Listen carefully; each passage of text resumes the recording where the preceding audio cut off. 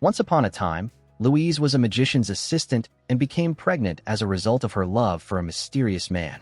Soon he disappeared forever, and the woman gave birth to an invisible boy, giving him the name My Angel. By keeping the child's existence a secret, she tried to protect him from the cruelty of the outside world. Taking care of her son, the woman raised the invisible man on her own, taught him to eat with a spoon, write, and speak. Growing up, the boy began to wear his mother's shoes and dresses. One evening, a woman tells her son about the place where she lived when she was little. The small cabin standing by the lake was a beautiful house. Now they live in a psychiatric hospital ward because of Louise's illness. The boy has never left the room, so he does not know what a pond looks like and dreams of learning to swim. One day, he looks out the window and notices a girl from the house next door. The boy understands that others cannot see him, but Madeline seems to be looking at him. In the evening, he watches a red-haired neighbor playing the piano and decides to get to know her. The next day, Angel gets out of the room and leaves the hospital. Once in the neighboring yard, he watches the girl and is afraid to approach her. Sensing the boy's presence, Madeline calls him to her. It turned out that she was blind, but she heard the guy thanks to her highly developed sense of smell. Having decided to get acquainted with her, the boy says that his name is My Angel. Madeline feels the guy's tender skin and wants to play with him since she has no friends. He doesn't communicate with anyone except his mother, so he agrees to the girl's proposal. Returning to the ward, the son tells his mother that he has made a friend. Louise is depressed, and her health is constantly deteriorating. She's very worried that she's going to die and leave the boy. The mother understands that the child will not survive in this difficult and cruel world. Looking in the mirror, the guy hopes to see a reflection, but this does not happen. Do I really exist? A question that constantly torments the boy. When he meets Madeline again, he lets her touch his hand and touch her face. The girl is not able to see the boy, but considers him beautiful, as he has very delicate skin. Playing hide and seek, she easily finds a friend, because he has a special flavor that cannot be confused. It's much easier for him to find the girl, because she can't hide well. Angel and Madeline are gradually growing up, spending more and more time with each other. Louise's condition worsens, and she stops noticing her son and does not talk to him. As adults, the children remain inseparable and play in the garden all day long. Madeline asks the guy to look into her eyes. Despite her blindness, she feels his gaze and the warmth inside her heart. Soon they fall in love with each other and kiss for the first time. The girl can't look at herself in the mirror and asks the boy to describe her appearance. An invisible man in love sees a charming red-haired girl. Returning to his mother after walks, the boy tries to communicate with Louise and reads her a book before going to bed. She pays less and less attention to her son and finally stops communicating with him.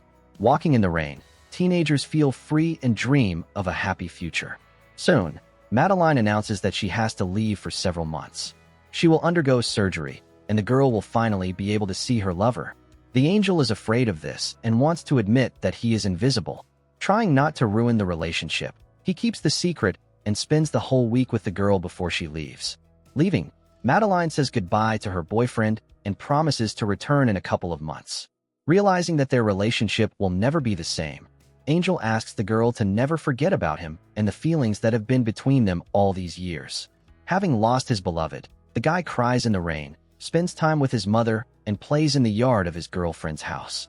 After receiving the letter, he learns that Madeline will need several operations, so she will not return as soon as promised. At the same time, the guy's mother passes away. Having lost everyone he loved, Angel decides to leave for the house by the lake that Louise told him about. Once there, he sees that there is only a small hut, uninhabitable. Having looked at the pond for the first time, the guy dreams of meeting his beloved. While waiting for the girl to return, he decides to live in her house. After breaking the window, he climbed inside and occupied Madeline's bed.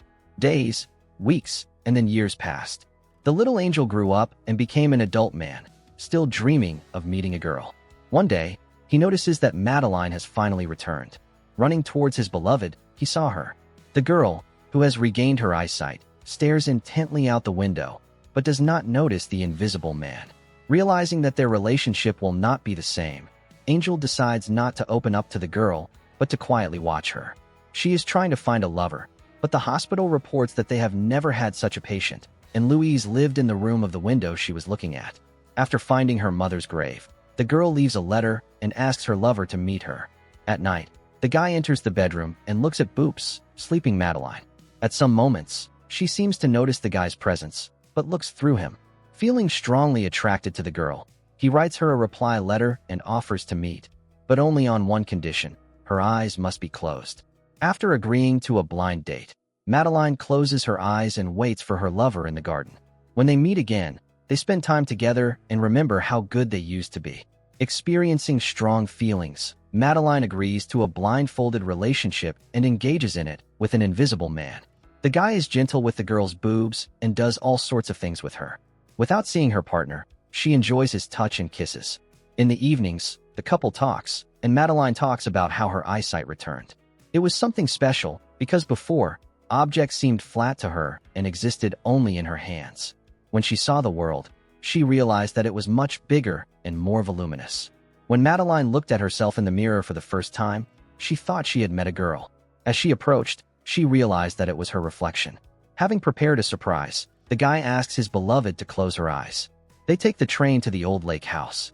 Here the angel wants to tell the girl everything, but he does not have enough strength. Madeline loves the guy, but she wants to look into his eyes. Realizing that delaying this moment will no longer work, he agrees to show himself in the evening. Entering the bedroom, the girl sees her lover hiding under the sheet. She closes her eyes and lets me touch her hand. Feeling the touch, she throws the sheet off the guy and sees nothing. Realizing that he is invisible, the girl becomes hysterical and cries all night. Angel doesn't want her to suffer and leaves a note. In the morning, Madeline wakes up and calls the guy, but he doesn't respond. When she notices the letter, she learns that her lover has decided to leave her life forever. He does not want to torment the girl and is ready to forget about her. If only Madeline would be happy. She is not ready to break up and accepted the guy for who he is. Trying to find the angel, the girl examines the house and garden. Remembering his mother's cabin, she closes her eyes and repeats the familiar route. Once at the lake, Madeline calls the guy, but he hides in the bushes and does not respond. Without calculating the distance, the angel falls into the water and begins to sink. The girl jumps into the lake after him and finds him by air bubbles. Pulling her lover ashore, she saves him. Madeline still feels the gaze of her lover and looks him straight in the eyes so that he feels the warmth inside his heart. She sincerely loves Angel and is ready to do anything to be with him. The couple returns home and looks for ways in which Madeline will see her lover. To do this, they hang translucent curtains in the rooms, put jangling bracelets on the guy's legs, and make up for him. Soon, the couple has a child who has not inherited the problematic genes of his parents. The couple decides to make a living from the fact that the guy is invisible. They organize performances and perform magic tricks with levitation. Trying to fulfill Angel's childhood dream, the girl teaches him to swim. And that's it.